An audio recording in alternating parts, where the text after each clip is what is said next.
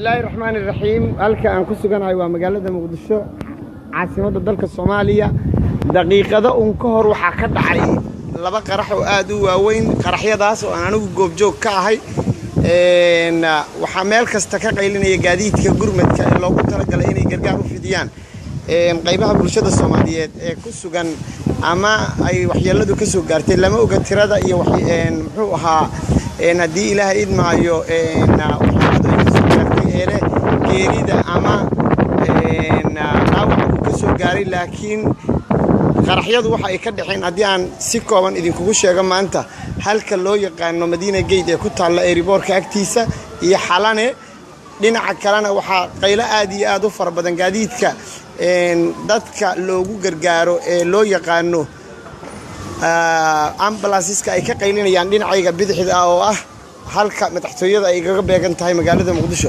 qaraxyadaasi waxay ahaayeen qaraxyo saameyntooda leh waxay ahaayeen abid mid kamid waxay ahaayeen qaraxyadii ugu xoog badnaa intii aan noolaa ama aan jiray dhagahaygu ay maqlaan waxay gilgileen ama dhaqaajiyeen dhammaan guryaha ku yaala xaafadda Buulaxuubay qaraxii ka dhacay airportka magaalada Muqdisho qaraxyada kalena waxay ka dhaceen dhinaca madaxtooyada naga xiga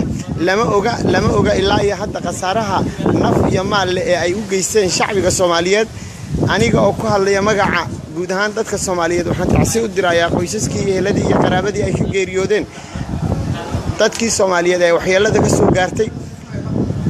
joogitaankayga magaalada Muqdisho qaraxani wuxuu noqonayaa qaraxii afraad ama shanaad inta aan ogahay aha qaraxyada ugu xoog badan ee ka dhacay magaalada Muqdisho waxaan idiin soo gudbin doonaa qasaaraha iyo waxyeelada ka dhacay goobihii ay ka dhaceen qaraxii ugu awoodda badnaa waxaan idiin xaqiijinayaa inta ila socota ama iga daawanaysa barta loo yaqaan Facebook u xaqiijinaya qasaaraha ugu badan ee maanta ka dhacay magaalada Muqdisho wuxuu ka dhacay qaraxii wuxuu ahaa airportka dhinaciisa ka dhacay wuxuu ahaa magaalada oo dhan mid gilgilay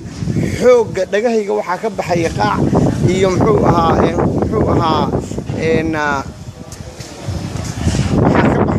waxa galay ama ka baxay muxuu ahaa ii sheeg dhihi jiray uuro haddaad aragtaan dhinaca airportka uu iga xigo waxaan fuuli doonaa dabaqa sare oo aad igala socon doontaan lama oga qasaaraha iyo waxyeelada ka dhacay laakiin waqti yar gudahood waxaan idiin soo gudbin doonaa tirada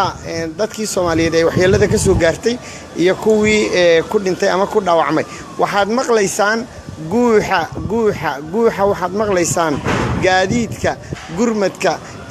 ka imanaya dhinacyada magaalada Muqdisho waxaan soo dhigi doonaa sawirro daqiiqadaha soo socda la socda barnaamijka muddada aan jooga magaalada Muqdisho waxaan idinka ballan qaadayaa in aan idiin soo gudbiyo wax kasta oo ka dhaca magaalada qaraxyada qaarkood waxaan naloo sheegay in ay ka badan yihiin 320 qarax oo lagu soo xiray gaadiidka waaweyn kuwaas oo la doonayo in waxyeello loogu geysto shacbiga Soomaaliyeed kartilaawayaasha haya hoggaanka dawladnimo ee Soomaaliya waxay ku guul dareysteen inay joojiyaan duulaanka lagu hayo qaranka Soomaaliyeed Soomaalidu waxay tiraahdaa Soomaaliya rasaasta ka bilaabatay hadda dhinaca lambar 4 lama oga sababta loo hidayo rasaastaas laakiin waxaan idiin soo gudbinaynaa waad maqlaysaan ayay ila tahay rasaasta ka dhacaysa magaalada Muqdisho hadda waxaan se idiin soo gudbinayaa hadii Allah awoodii quraanka ka noqdo sida ay wax u dhacaan iyo goobihii ay ka dhaceen waxaad maqlaysaan dhawaqa gaadiidka gurmadka oo qabsaday inta u dhaxaysa gegada diyuuradaha caalamiga ee Aadan Cadde International Airport iyo lambar 4 ilaa hadda wax xog ah oo aan ka hayo ma jirto qasaaraha ka dhacay heerka uu gaarsiisan yahay dhinaca madaxtooyada ee agagaarkeeda oo ah qarax aad uga yaraa ka weyn ee ka dhacay airportka magaalada Muqdisho rasaas xoog leh ayaa ka socota dhinaca lambar 4 waxaan sawirro iyo muuqaallo idinkaga soo diri doonaa goobaha ay ka dhaceen qaarkood inta ay suuragal in noqoto in aan tago waxay ila tahay muhiim inay tahay qaybaha bulshada Soomaaliyeed sida tooska ah iyo ka daawanaya Facebook inay u soo duceeyaan dadkii Soomaaliyeed ee ku geeriyooday kuwii ay waxyeelada ka soo gaartay ama dhaawac uu ka soo gaarayna Ilaahay uu caafimaad siiyo waa idin salaamaya mar kale waa mahadsantiin haddii ay jiraan wax su'aalaha oo aad weydiinaysaan waxaan diyaar u ahay inaan ka jawaabo waa mahadsantiin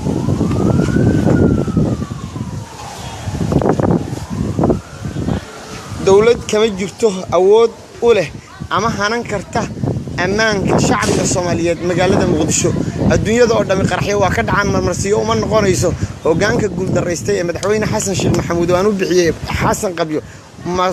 isaga mas'uul ka ah iyo inta la shaqeynaysa ciidamada qaranka ee hubka u sita inay ilaaliyaan nafta iyo maalka shacbiga Soomaaliyeed wax mushaharooyin oo la siiyay ma jirto bilihii ugu dambeeyay ma waxa lacagtoodii lagu galay doorashooyinka aan xalaash ahayn ee la sheegay ama aan sheegnay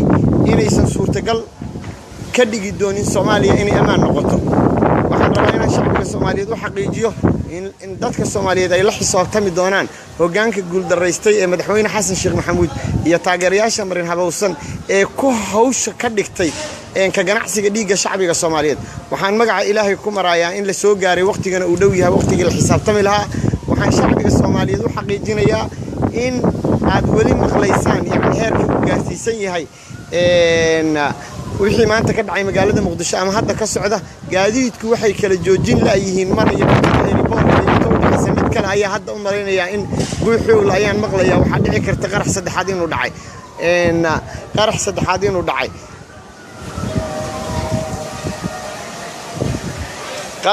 inuu dhacay waxaan rajaynayaa inaad i dhowrtaan inta yar aan helayo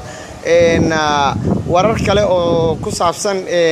dhinaca ay wax ka socdaan meesha ugu koreysa dhismaha aan hadda ku suganahay hadii aan tago waxaan ka cabsanayaa inaan connection ka waayo waxaan rajaynayaa in aad iga aqbashaan in wixii warar ah ee ku saabsan qaraxyada iyo wixii ka dhacay maanta magaalada Muqdisho aan idin soo gudbiyo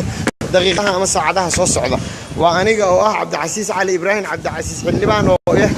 idin le tan iyo kulantideena dambe sidaas iyo nabadgelyo wa calaykum assalaam wa rahmatullaahi wa barakaatuh wa mahadsantihiin